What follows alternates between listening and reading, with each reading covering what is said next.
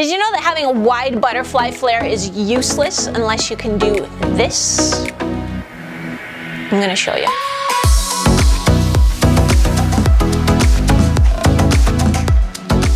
Pretty much any goalie can make a good first save with proper positioning and the right angle on their butterfly, but where you really earn your starter status is by making that second or third save off the rebound.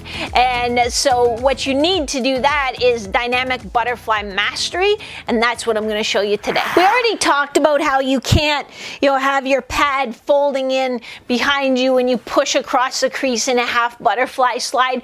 We did that in the video that's called, I think, how to hold your wide butterfly flare. I'll put a link in the description so you can check it out. And in that video you'll get the basics, the half kneeling lift offs, the windshield wipers, and my favorite, the old butterfly hole drill. And before I give you these new drills, now would be a great time to lightly tap that like button. You don't have to smash it or smash it with your face or anything like that, but if you would give like a tap, I'd really appreciate it. It's sort of like how I get paid by YouTube, even though I don't actually get paid by YouTube. I don't make any money off YouTube, so I guess it's not actually like getting paid at all.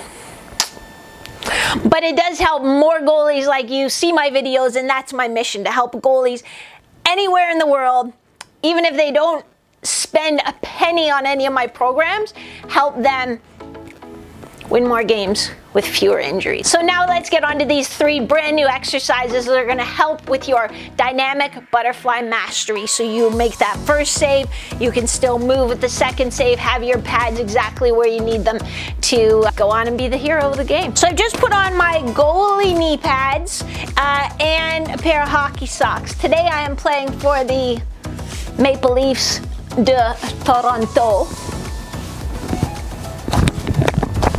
Sexy look, isn't it?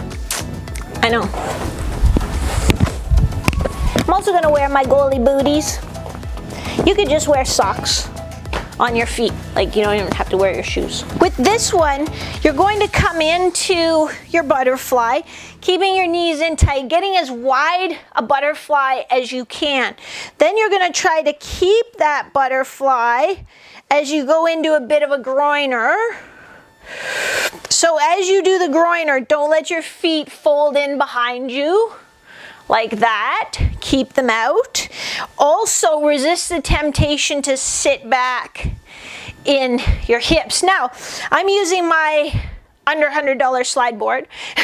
And if you want to see what it is and where I got it and all that jazz, I did a video on that, so I'll put a link in the description. You can check it out. If you have smooth flooring anywhere in your house, you can probably do it on that as well. Or even just, a piece of puckboard that you shoot off of. You really don't need much space to do it. You're going to go nice and slow, nice and controlled, but as you come apart, you're really thinking of actively internally rotating, actively keeping that flare, and again, staying tall in your torso. Don't crunch down like that. And you would do about 8 of those, starting with a 3-0-3-0 tempo. So 1, 2, 3, 1, 2, 3, 1, 2, 3, 1, 2, 3 for the tempo. And then you can get going a little bit quicker. I know somebody is going to ask, can we add weight? Can we wear a weight vest? Can we hold a medicine ball? Doing those things really doesn't improve the benefit for what we're trying to get. What we're trying to do is work on your hip internal rotators, having them stay active and strong as you change your hip position, as you go into abduction and adduction at the hip. So loading ourselves axially doesn't change how hard it is or how easy it is for our hips to internally rotate. It will put a little more load on our groin. And when we do this, we do these just normal groiners on the slide board. We talked about holding a plate to do that as an advanced progression.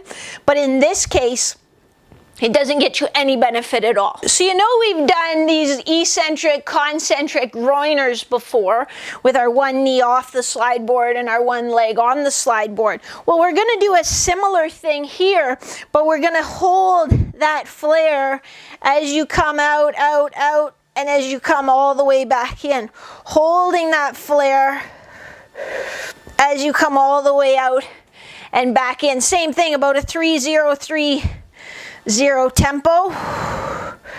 And I think this way lets you kind of focus a little more just on that single leg and that internal rotation.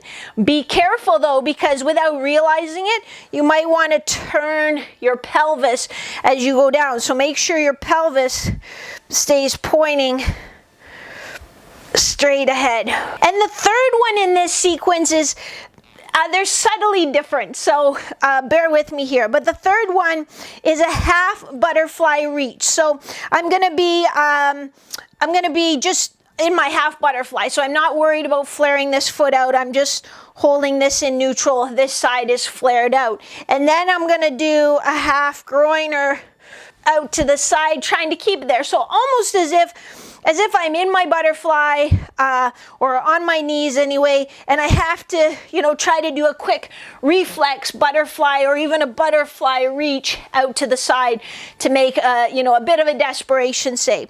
So I'm here, I'm trying not to turn my pelvis away.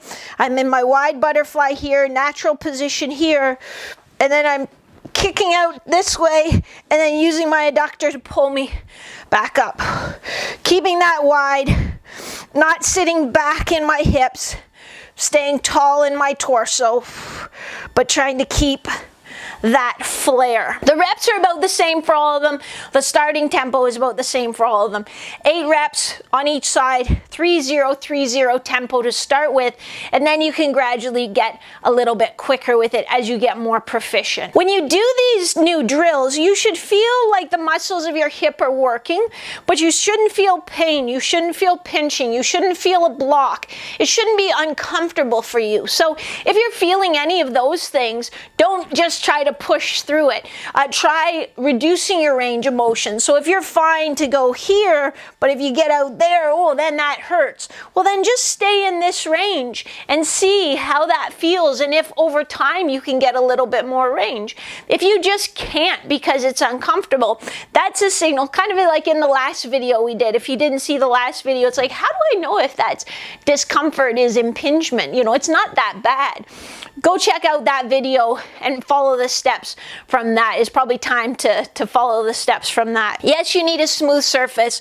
You can check out the video, I'll put it in the description, how I made this slide board, or just any smooth surface in your house will do. I'm wearing my goalie knee pads and my hockey socks. If you're just starting out and need to hold that wide butterfly flare, check out the other video I mentioned on how to hold your wide butterfly flare. That's sort of the beginner module. This would be the advanced module. I'll put a link in the description below. How would that be? And if you're watching this video and you're like, God, I don't even have a butterfly flare at all, then you probably haven't done the butterfly challenge yet. So head to your app store, search butterfly challenge. It's free. It's a 14-day mobility program for goalies.